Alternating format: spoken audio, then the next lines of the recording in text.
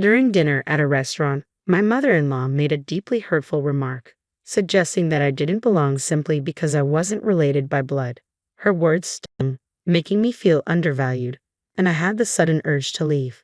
As I rose to go, she demanded that I pay for the meal since I was leaving early. Feeling mistreated, I refused to pay for everyone else's dinner. My name is Samantha, and I work in an office. My husband, Peter, and I have a generally happy marriage. But there's one significant issue: his mother. She constantly criticizes me and interferes in our lives.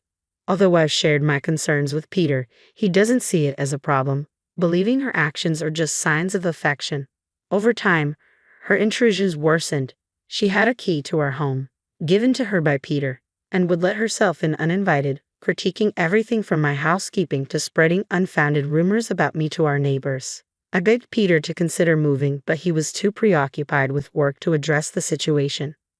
Then came a turning point. Peter received a significant promotion and a raise after completing a major project. I saw this as a chance for a fresh start and suggested we think about starting a family now that we were financially stable. I hoped this would make him realize the negative impact his mother was having on our lives and see the need for change.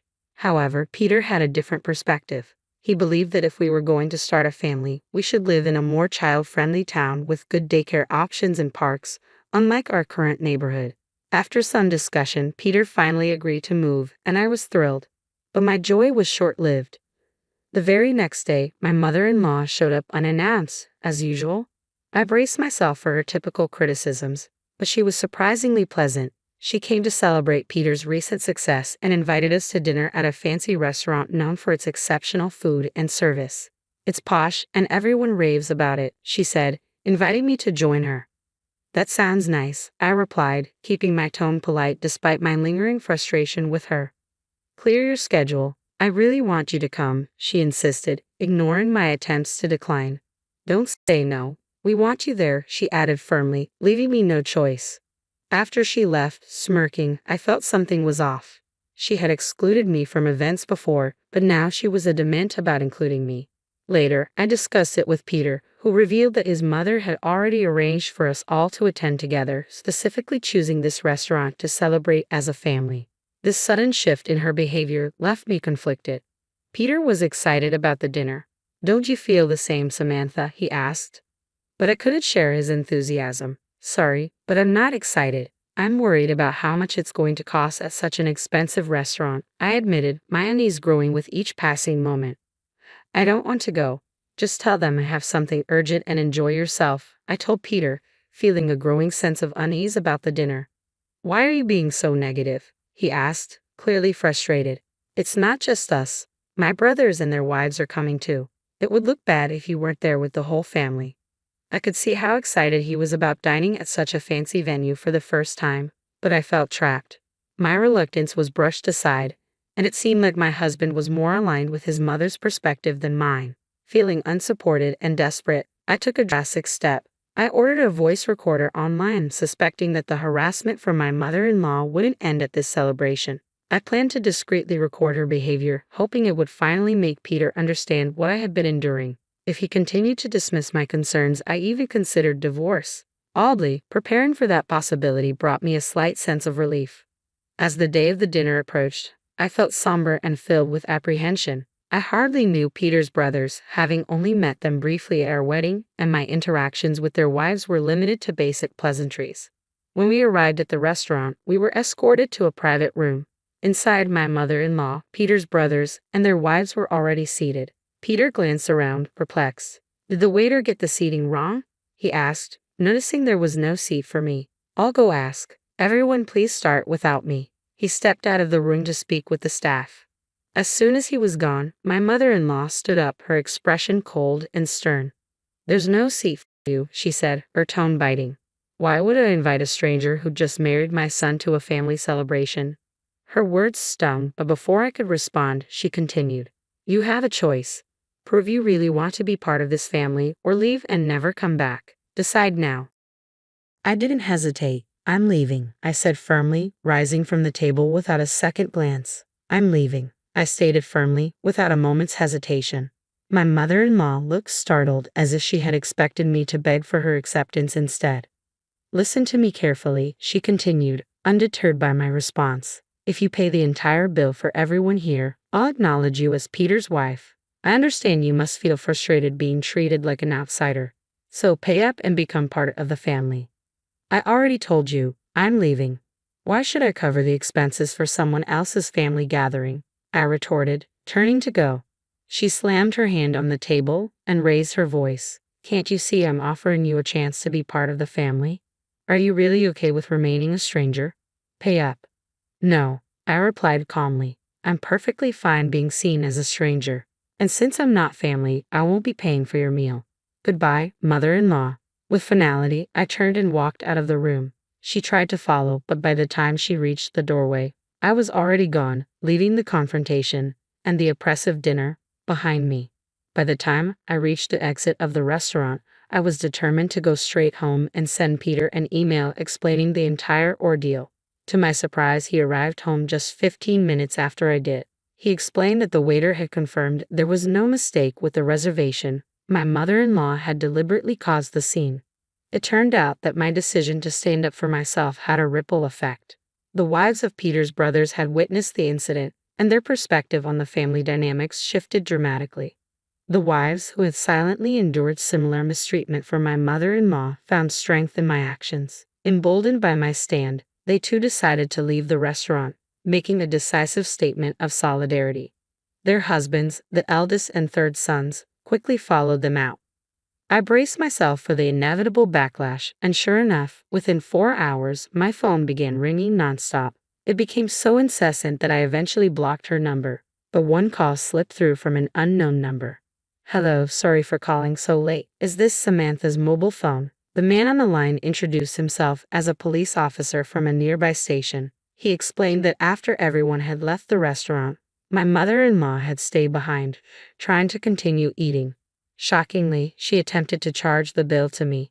However, the restaurant staff, already displeased with her earlier behavior, denied her request. They believed I had no intention of returning to settle the bill, especially after leaving upset. Finding herself in a bind, my mother-in-law was advised to pay by card, but she had neither a card nor enough cash to cover the expenses for everyone's meals. Desperate, she tried to reach out to other family members for help, but none responded to her calls. Frustrated and enraged, her anger escalated, and she began breaking expensive vases and flower pots inside the restaurant. The disruption prompted the staff to call the police. When the officers arrived, they managed to calm her somewhat, but she remained defiant, refusing to take responsibility for the chaos she had caused. With the restaurant yet to be compensated, the staff requested the police to escort her home. Feeling the sense of duty, despite having ignored the earlier calls, my husband and I reluctantly returned to the restaurant to address the situation. Upon arrival, we found the police still attempting to pacify my mother-in-law. The moment she saw me, she glared and shouted, "You're useless. This mess happened because you didn't pay the bill. Isn't it only natural to help your mother? Pay up now." Her nearly threatening tone, especially in front of law enforcement, took me aback. The officers had made it clear that if no one took responsibility, they would have to either escort her to a family member's home or arrest her for attempting to leave without paying the bill. Exasperated and determined to end the drama, I responded firmly, "Please take her away. Arrest her or do whatever you need to do, but make her take responsibility." My mother-in-law looked stunned by my assertiveness.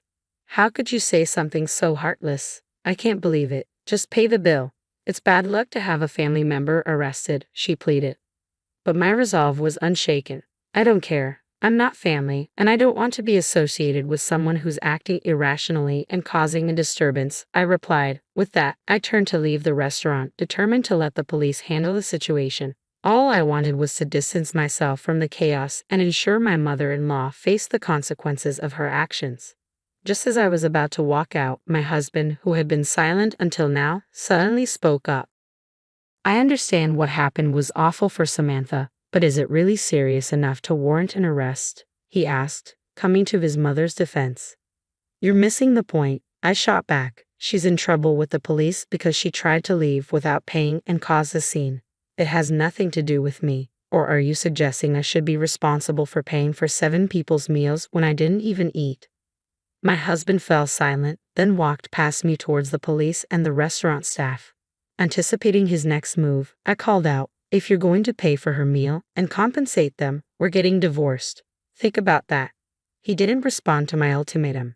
Instead, he quietly took out his wallet. Feeling hurt and betrayed, I left the restaurant, walking back home alone. Once home, I began packing my essential belongings, my decision to leave solidifying with every item I placed in my bag. Just before midnight, my husband returned. "Mom's not getting arrested," he sighed, clearly exhausted. She was in the wrong, but the restaurant said they'd forgive her if I compensated them and promised she wouldn't come back. I didn't have enough money, so I called my brothers to help. "I'm so tired," he went on, recounting the night's events, his frustration growing as he noticed my silence. Finally, he saw the packed bags. "What's with these bags?" he asked, confusion evident on his face. "I'm getting ready to leave," I replied, my voice steady. "We're getting divorced." His face fell as the weight of my words hit him, and I knew the rift his actions had caused was too deep to repair. "I told you that if you sided with her, we get divorced. You can't say you didn't hear me," I declared, my voice steady and resolute. My husband's face showed pure shock, his eyes wide with astonishment before his expression shifted, and he began raising his voice. "What's happening? You've been acting so strange today. I understand that Mom did something terrible, but why does this have to lead to divorce?" he exclaimed. "I've told you countless times that I'm being mistreated," I countered, frustration seeping into my tone. "Even with all the evidence and others backing me up, you still chose your almost arrested mother over me. Isn't it reasonable that I want to divorce someone who behaves like that? I've had enough." He continued to protest, but I barely listened. My mind was already focused on leaving the house and taking the necessary steps for a divorce. The very next morning, I went straight to get the divorce papers. When I handed them over to my husband, he made a dramatic show, lamenting how he didn't want a divorce. However, the moment I mentioned involving a lawyer, his reluctance disappeared, and he signed the papers. I sent them off immediately, marking the official end of our marriage.